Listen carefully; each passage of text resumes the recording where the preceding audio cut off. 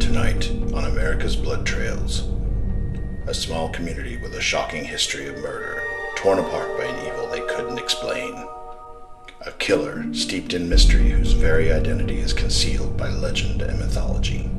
And the question, can fear be used as a weapon for murder?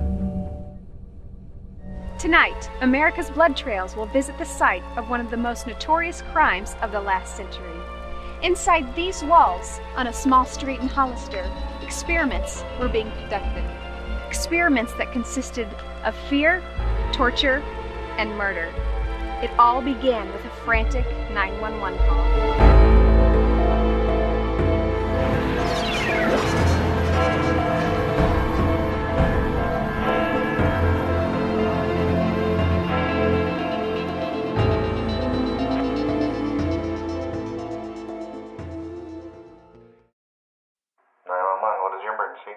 Hello? Please help me! What is your emergency? I've been kidnapped, please! Where are you, ma'am?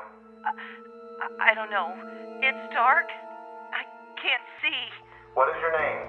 Lauren Wiley. I need help. Lauren, what do you see? I don't know. Elevator doors, I think. The button. It's not working. That's the last time anyone would hear Lauren Wiley alive. The line was disconnected before the call could be traced by police. Despite an exhaustive search, Lauren Wiley was never found, and the case went cold. But over the next 3 years, police began to notice a disturbing increase in outbreaks of brutal violence by ordinary citizens. But they had not yet made a connection between them. The first began on August 18, 2001, at Brandt Engineering. After disappearing for 2 weeks, Elizabeth Rourke, a young mother of 2, walked into her office that morning at 9:30. Within 30 minutes, she had murdered all 12 employees. The murders were savage and horrific, even to veteran police officers. After the rampage, Rourke slit her own throat, but before she died, she left a chilling message. Who was GRIMM? Police were baffled, but soon chalked it up to an isolated incident. But they were wrong. Over the next 3 years, there would be more than 24 cases of seemingly normal people suddenly going on murderous killing sprees after being missing for a short time. No one knew who or what was behind these rampages until police finally caught a break. Penelope Tyler disappeared on September 14, 2004, and no trace of her could be found.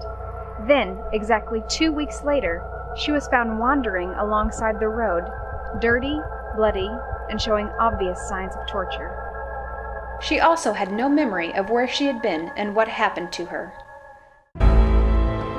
Police finally linked the crimes together by the name GRIMM. Clues led them here. What they would find inside is a chamber of horrors, unlike anything they had ever seen. Inside, authorities found evidence of terrifying experiments going on right under their noses. The scene was so disturbing that police wouldn't release much information on what was going on inside. But through a leak, it was revealed that a man, known only as GRIMM, was conducting experiments in fear and using it as a weapon. Dr. Sheldon Fox, a psychiatrist, examined the case. Apparently, GRIMM has been using a series of psychotropic drugs on his victims and then introducing them to their greatest fears and nightmares. You know, that would cause a catastrophic event.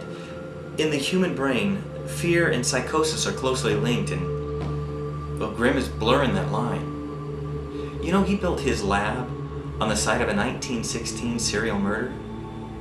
You know, some say that sites like that have a negative energy, an echo, if you will, and GRIMM is using that negative energy to further his experiments in fear. I don't know, but if you put it all together, you can take an ordinary person and turn him into a monster. GRIMM has yet to be identified, but tonight we will attempt to answer the question, who is GRIMM? For the first time, cameras have been allowed into the basement where Grimm has conducted his bizarre experiments. So follow me inside a den of murder.